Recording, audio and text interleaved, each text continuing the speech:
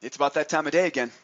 Welcome back to Nightly Newsletter, boys and girls. My name is Joseph James. It is Monday evening, March 9th, 2015. In tonight's newsletter, markets get back to business after shrugging off the non-farm payroll Friday news and the daylight saving time hangover. You know exactly what I'm talking about right now here in the U.S., right? Definitely feeling that hour we lost over Saturday evening into Sunday.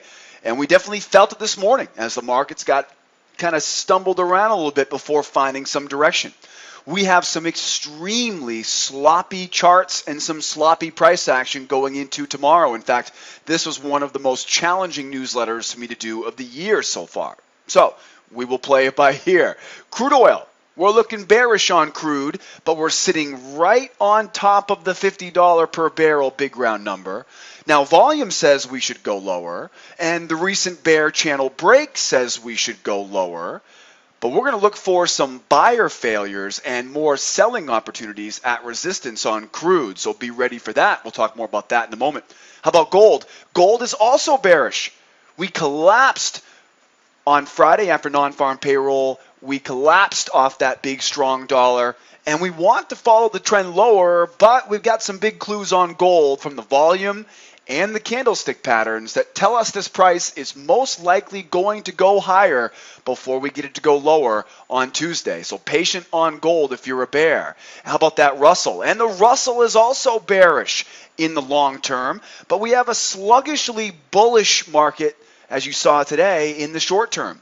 Now, look closely at the Russell, and volume does not confirm much as we go higher. So our plan is to follow the long-term trend and stay patient to look for selling opportunities at resistance levels on the Russell as we go into tomorrow morning. Now, as you can see, we have a jam-packed newsletter for you guys and gals this evening. Before we begin with our charts this evening, though, I do want to remind you to make sure you're watching this video on our trading blog here at sidewaysmarkets.com.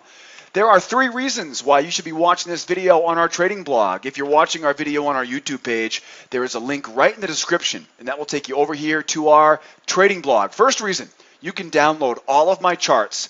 All the charts I'm going to go over with you guys and gals tonight, you can download all of them, have them ready for your trading session tomorrow morning, wherever you might be trading. And of course, the second thing here, upper left-hand corner, if you're not a member of SchoolOfTrade.com and you're curious, what does it feel like to be in our trade room? How do we use these newsletter levels? I have a free pass for you to come out and join me in my trade room this week as a guest.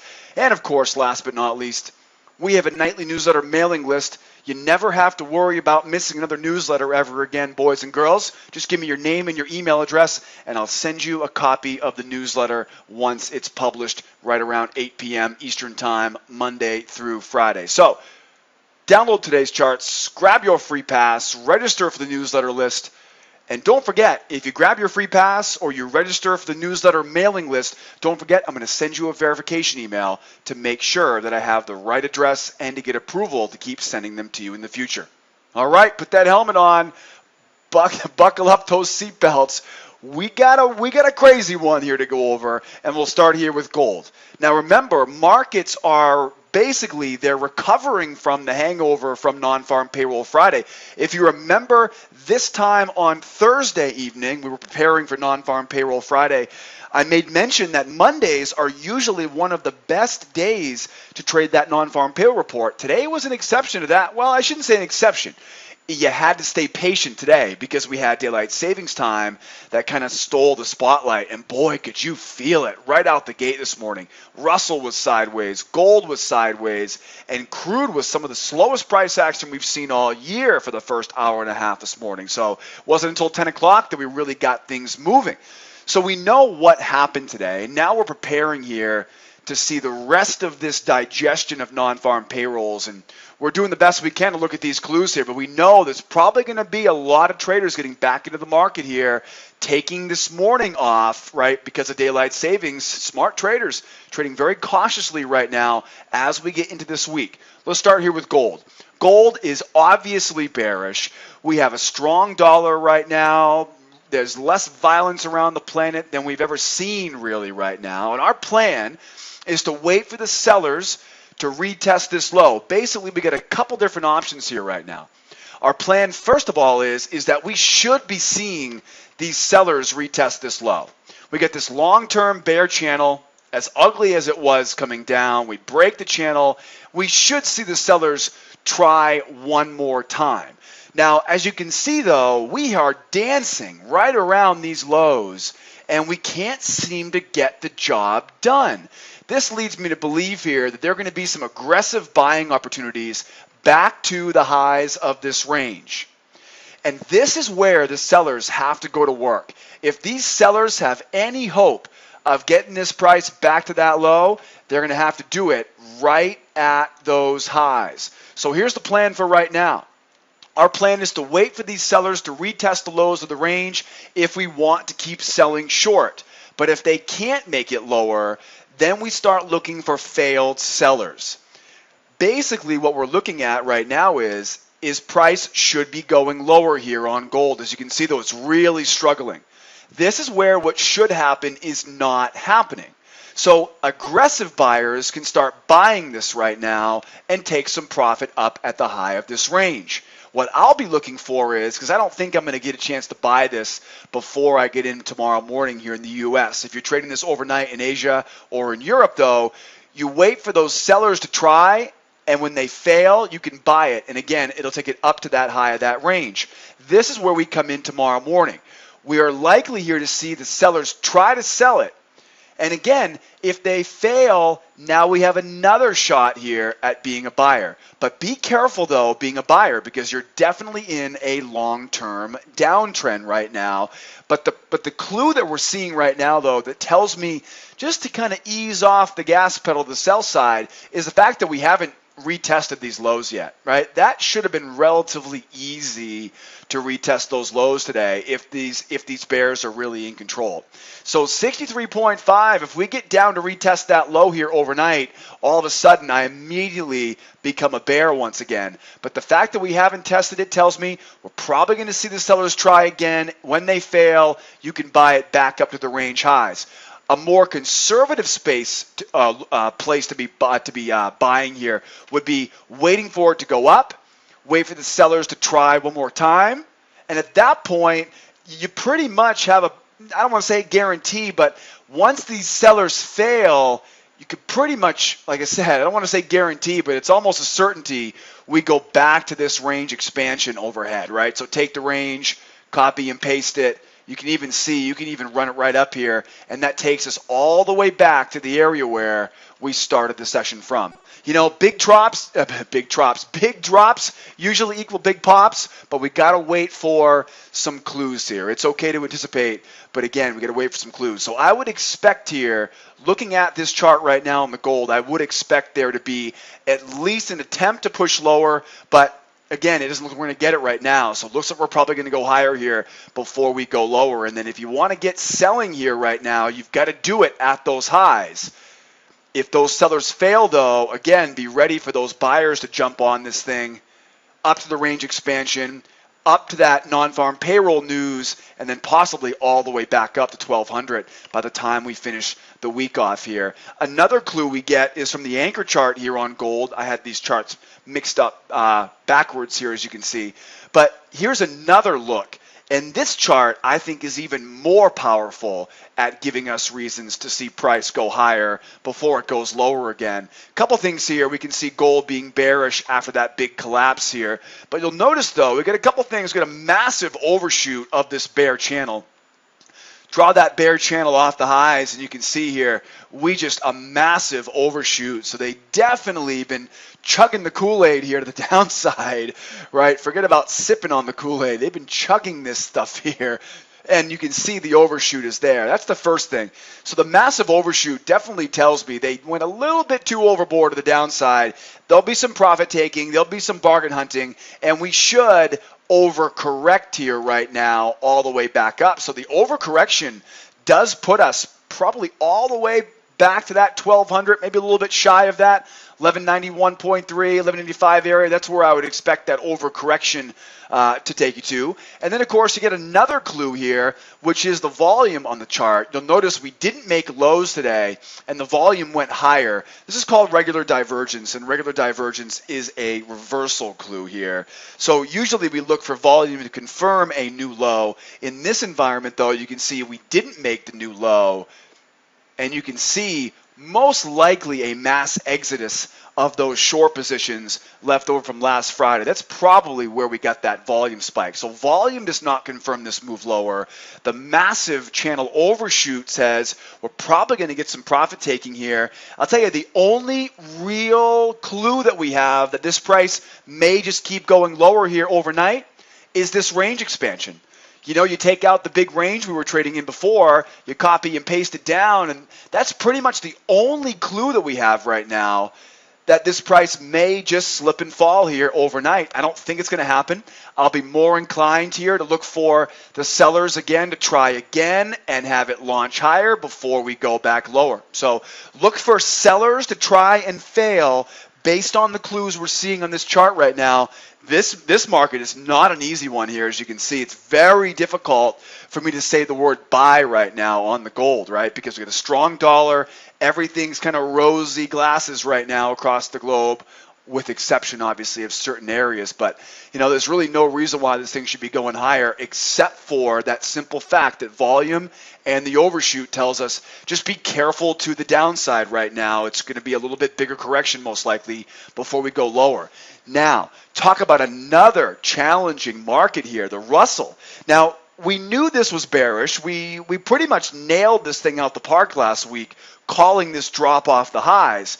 Now we have a bearish long term, but a sluggishly bullish short term. You can see we get the long term channel and the short term channel on the chart. Now, volume doesn't confirm very much as we go higher here, right? You can see the volume at the bottom here. We got beautiful looking highs here, right? Higher high, higher high, higher high. So we mark up these highs, but not a lot of confidence being built in there from the buyers, right? You can see the volume here pretty much flat. So higher high in price, no real commitment from these buyers. I honestly would have had to have seen real strong bullish volume confirmation today for me to want to go against this long-term bearish trend right now. So really the main focus right now in this Russell is just stick to this long-term trend. And the long-term trend tells us that we may get a little bit more buying opportunities here, but we'll definitely be looking to sell at these resistance levels overhead. Again, if we had more volume clues here this evening, I can barely talk. I'm suffering from I'm brain dead after this daylight savings time. My brain is saying, dude, put me to sleep right now. I need rest. And it's about right too. About 36 hours after that time shift, you're going to be feeling it. So we're definitely right there. So definitely rest up this evening. Get some good nutrition, some antioxidants to help that brain recover from that change in time zones. It's nasty. I'm definitely feeling it here this evening. So again, I want to say we're bullish. We had a huge non-farm payroll report, great looking non-farm payroll report. I want everything to say I'm bullish right now, but I don't see it on the chart. All I see is lower lows, lower highs. I'm going to continue to be a bear until proven differently. And again, without any volume confirmation here, it's very, very difficult for me to be a bull right now on the Russell. And then here's another one, right? You can see this is, I could easily make arguments for bulls. I could easily make arguments for bears. I'm going to err on the side of caution and stay with that long-term trend, selling the highs of this bear channel right now. But I'm telling you, though, again, with last Friday's non-farm payroll report being so strong, it's easy to see why these sellers could just get shrugged off by these buyers, and we continue to go higher here. So Russell is bearish in the long term, but we're coming off recent lows, and bulls have short-term control.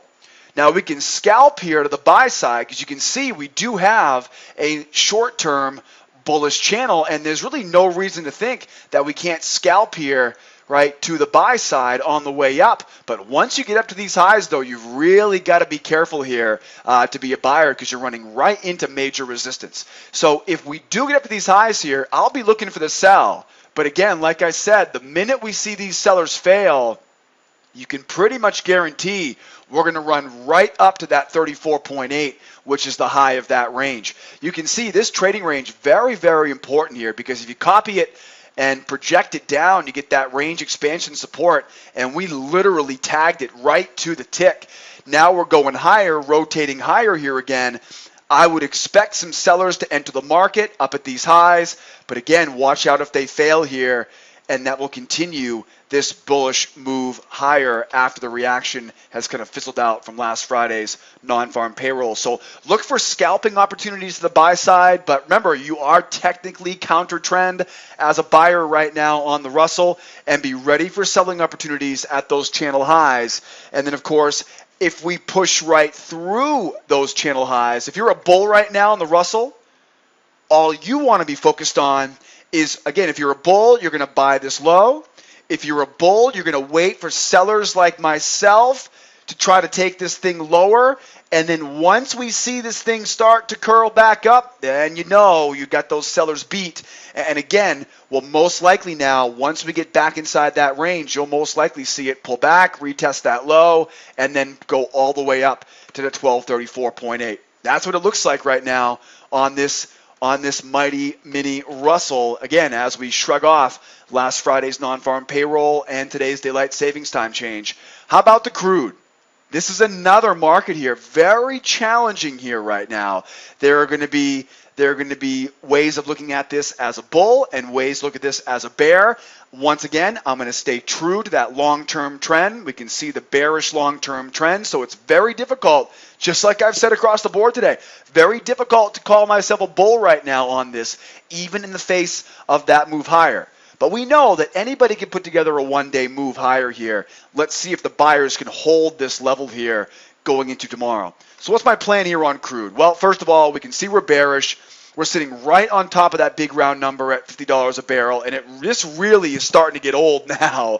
I was talking to John Henry about it this afternoon before I wrapped up the session here with our students at School of Trade, and I said, boy, how long is this going to be? How many times are we going to go back and test this $50 a barrel, right? We know that $100 a barrel is very, very similar in the attractiveness, right, if we don't have any clear direction. So volume says we should go lower right now. If you look at volume down at the bottom, there's a couple volume clues on this chart.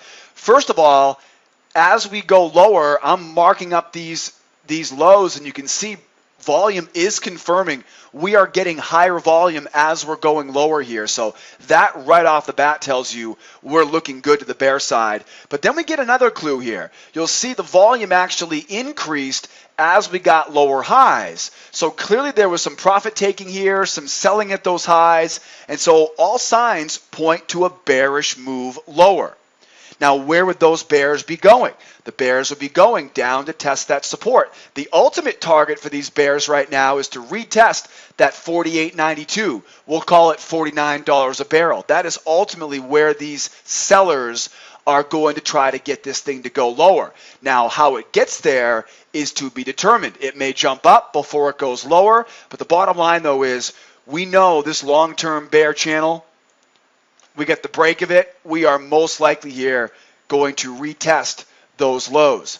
Now, if you're a bull on the crude right now, what we expect to happen, if it doesn't happen, that's your clue to be a buyer, right? So if we are selling short here and they fail, that's a buy.